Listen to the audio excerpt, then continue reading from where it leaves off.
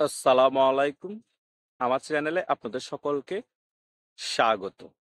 বিগত ২ দিন ধরে বিভিন্ন সোশ্যাল মিডিয়ায় এবং ইউটিউব প্ল্যাটফর্মের মধ্যে আমরা সকলে আলোচনা করছি সেনাবাহিনী জরুরি শাসন জারি করতে পারে।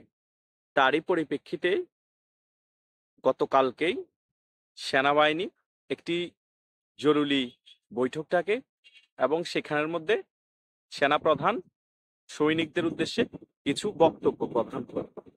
কি বক্তব্য প্রদান করে? তিনি কি জরুরি অবস্থা জারি করতে চাচ্ছেন, নাকি জরুরি অবস্থা জারি না করে এই সরকারকে সমর্থন দিয়ে একটি সুষ্ঠু নির্বাচন করতে চাচ্ছেন?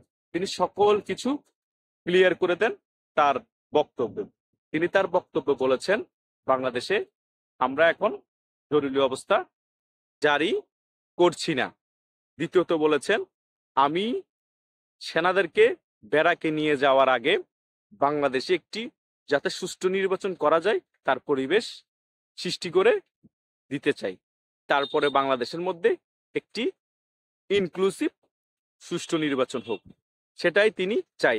এবং প্রশাসনের যেসব লোক দিনরাত পরিশ্রম করতেছে বাংলাদেশকে সুশৃঙ্খল করে আনতে এবং অপরাধ প্রবণতা কমিয়ে আনতে, তাদেরকে তিনি ধন্যবাদ জানিয়েছেন।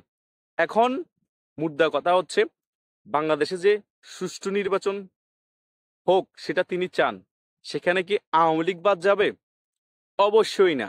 বাংলাদেশে যদি ইনক্লুসিভ ভাবে সুষ্ঠু নির্বাচন দিতে হয়, সেখানে আওয়ামী লীগ বাদ যাওয়ার কোনো সুযোগ নাই। ইনক্লুসিভ নির্বাচন মানে সকল দলের অংশগ্রহণে একটি নির্বাচন।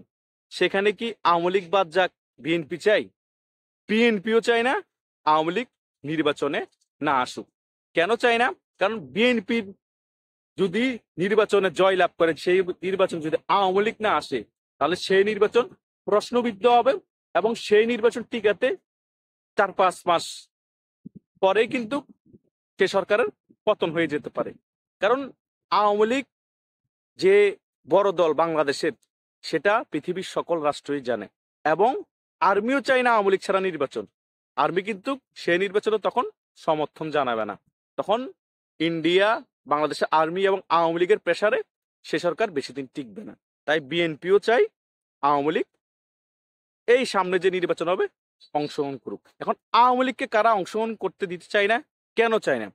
কারণ আওয়ামী লীগ যদি সামনে নির্বাচন অংশগ্রহণ করে, সকলেই জানে বিএনপি ক্ষমতার দৌড়ে এগিয়ে আছে। তাহলে সেকেন্ড পজিশনে কারা আসবে? অফকোর্স আওয়ামী লীগ আসবে। আওয়ামী লীগের প্রার্থীরা যদি পালিয়ে থেকেও নির্বাচন করে, জেলে থেকেও নির্বাচন করে, তবুও আওয়ামী লীগ ৬৭টা আসন মিস যাবে না। আওয়ামী লীগ ৭০টার উপর আসন তখনও পেয়ে যাবে। এই দুরবস্থাতেও তখন তারা বিরোধী দল হতে পারবে না। আর আওয়ামী লীগ যদি এবার বিরোধী দল হয়ে যায়, তাহলে পরবর্তী ট্রামে আওয়ামী লীগ আবার সরকার গঠন করবে। এটা ১০০%, এটা বাংলাদেশে হয়ে এসেছে। সে কারণে তারা আওয়ামী লীগকে নিষিদ্ধ চাচ্ছে, আওয়ামী লীগের নিবন্ধন বাতিল করতে চাচ্ছে, আওয়ামী লীগকে নির্বাচনে আসতে দিতে চাচ্ছে না। এটাই হচ্ছে তাদের ভয়। কারণ তারা যতই হাকডাক মারুক, যতই ঢাকার মধ্যে শোডাউন দেখাক, যতই ফাপড়গিরি করুক, কোনো লাভ নেই। তাদের সকলেরই জামানত বাতিল হয়ে যাবে। আওয়ামী লীগের একদম নর্মাল প্রার্থীর কাছেও, আওয়ামী লীগ যতই খারাপ হোক, যতই হত্যাকারী ফেসিস্ট বলা হোক, নর্মাল প্রার্থীর কাছেও তাদের জামানত বাতিল হয়ে যাবে। বিএনপির সাথেও যদি প্রার্থী তারা দেয়, বিএনপির সাথেও তাদের জামানত বাতিল হয়ে যাবে। তাই আওয়ামী লীগ যদি নির্বাচনে অংশগ্রহণ না করে, সবচেয়ে প্লাস পয়েন্ট হচ্ছে এই জাতীয় নাগরিক পার্টি, জামাতি ইসলামী, আরো ইসলামিক খেলাফতে মজলিস, ইসলামী আন্দোলন, আরো ভক্কচক্কর যেসব ছোটখাটো চুনোপুটি দল আছে, তাদের জন্য প্লাস পয়েন্ট। সেই কারণে তারা চাচ্ছে আওয়ামী লীগকে নির্বাচন থেকে দূরে রাখতে।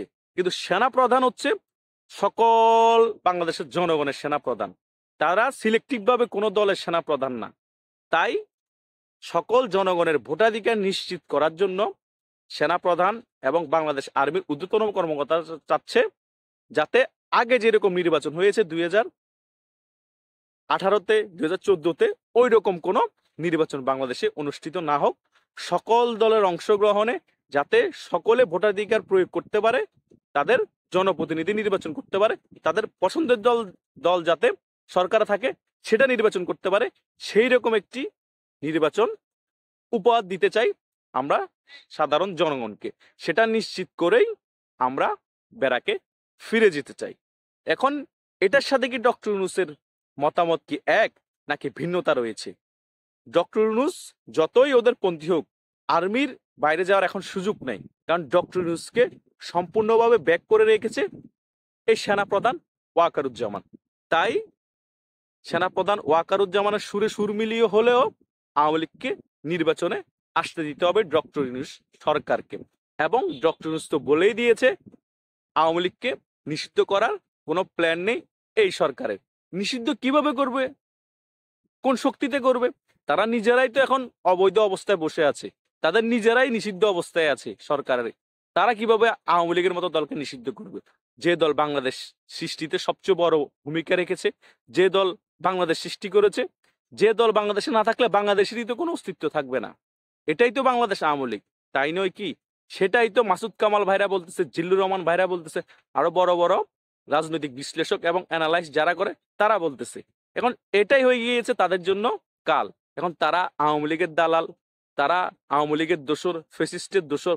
আমার কথা, ওনাদের কথা আপনাদের যখন পছন্দ হবে বাহাবা দিবেন।